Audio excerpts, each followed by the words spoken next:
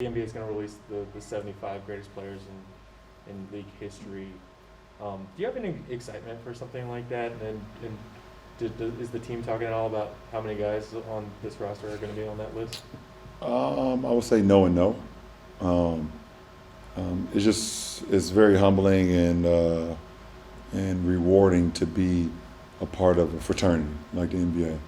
And if your name is called, and even if sometimes your name is not called, and you get an opportunity to put on an NBA uniform, it is the ultimate for a lot of us. A lot of kids who grew up watching the sport, loving the game of basketball, and being able to put on an NBA jersey and play on an NBA floor is one of the most gratifying, humbling, rewarding, blessed thing ever. As a follow-up to that, you were part of that commercial that a lot of people really liked.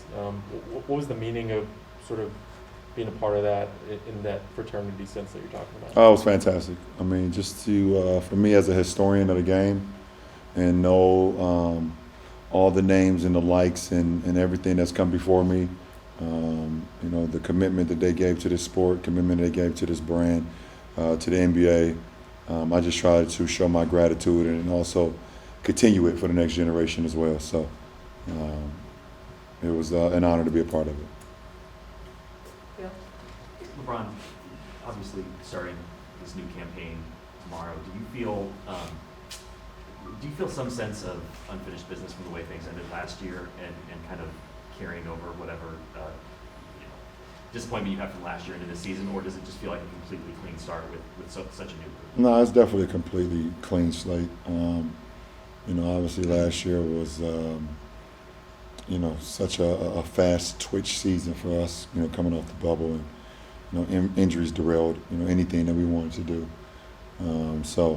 It's a great opportunity for us to, kind of just, rinse our hands and have a clean slate and get ready to start building.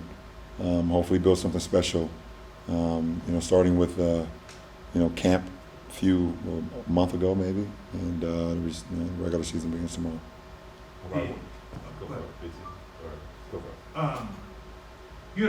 it. You've talked a lot about interactions with crowds, and we saw it.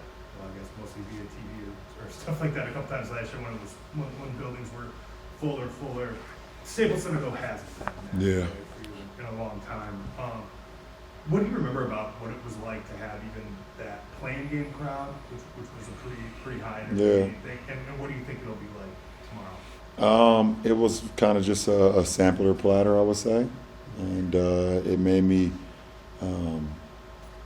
cherish the moments that I had previous with the fans in the building, but also even look more forward into, what was going to happen in the future, and that is beginning tomorrow night. Being a Laker is one special thing, and then it makes it even more special when you actually get on the floor and you're with the Laker faithful and they're there in the building. So, looking forward to that. LeBron, you at some point recovered from that ankle injury in the offseason. When was it? When did you turn the page where you're like, okay, I feel healthy?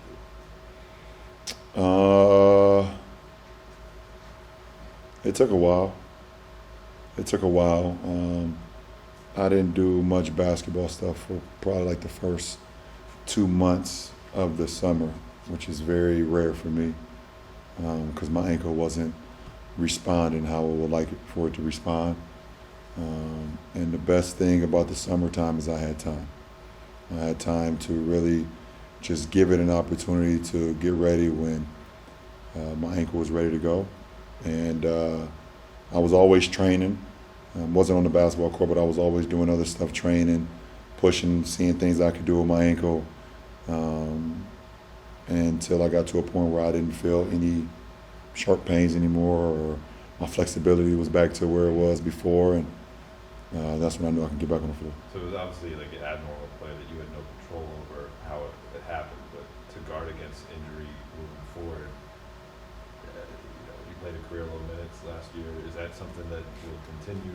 Will there be idea of No, games off? I don't. I mean, for one, I don't play the game thinking about injuries, and I also feel worse when I play low minutes.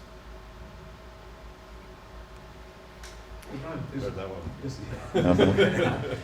is year 19 for you. How do you get yourself excited for this, and how do you keep the juices flowing for all those 19 years? Just motivated to have an opportunity to win a championship. That's why I play the game. It's one of the greatest, shortest feelings that you have. You win a championship, and everything that you've put into that year just hits you all at once. And literally, like a couple hours later, it's over. And you just, your whole time, you're just trying to figure out how can you get that moment again. Seriously. And that's part of my motivation still, just always trying to, get that feeling. It's like when you go to Cedar Point, the greatest amusement park in the world, and you ride the greatest ride, and that ride is taking its damn well time to get to the top. And you're there in total excitement. And then you finally go down that hill. And you're like, okay, I want to ride it again, but it take you 3 hours to get back on that ride. You're like, I'd rather just go somewhere else. So it's that's kind of like the moment of winning the championship. You know how special it is to suit up for your hometown and obviously win a championship for your hometown. When it comes to Russ being back in LA, do you have advice for him? Do you give him space? Have you told him anything to sort of cherish this ride he's about to go on? No, I have it if he needs it, but he's well equipped. He's well aware. It will hit him tomorrow though, differently. No matter how much preparing you can do, you can never understand the gratifying moment when you actually run out of the tunnel being a Laker. And I can only imagine how it even feels to be actually from here too. So to have his family and his friends here, not just for like one night when they come into town, they'll be here for at least 41 games. And I know that's going to be pretty special for him. So I'm extremely happy for him. Last two, Mark, and then we'll do Sam. LeBron, as productive as your past 2 seasons have been, in what ways do you foresee things maybe even being easier for you with your game because of that off-season recover from your injury and also being removed from a bubble season and season last year? No, I don't want to say easy because nothing about this game is easy. You just try to put yourself and prepare your mind and body to be ready for anything that comes upon you throughout the season. There's going to be, ups and downs, and there's going to be challenging moments. There's going to be some adversity that hits everyone. Hopefully, you have way more ups than downs. Obviously, that's always the goal. But for me, I just try to prepare my mind and my body. Keep myself as fresh mentally than anything. I know the body will take its toll. That's going to happen. I mean, that's what the season is all about, and being the survival of the fittest, is what it's about. But keeping my mind as fresh as possible will keep me going. And again, last question, Sam. Ron, good seeing you. Sam, what's up? I wonder, your game has always made things easier on everybody around you, but with Russ in particular, elite guard, you're trying to get comfortable. You've been through it with Kyrie, you've been through it with D-Wade. Have you changed at all when it comes to how you approach this process at this stage? Well, yeah, I've gotten a little bit more patient with the process as the years went on. I mean, I joined D-Wade almost 11 years ago, and then Kyrie about 7 years ago. So just I was at a different point in my life. I realized, man, when I went to Miami, I was 25 years old, and I was still figuring out who I was as a person. Figuring out what I wanted in life. Then I was 29 when I teamed up with Kyrie. So, I'm 36 going on 37 now. My life is pretty much set. I know who I am. I know what I bring to the table. I know how to put myself and put guys around me in position to be successful and not get too high or get too low, just kind of stay even keel. So I didn't even drink wine yet when I teamed up with D Wade or Kyrie. That'll mellow you out. Yeah, or tequila.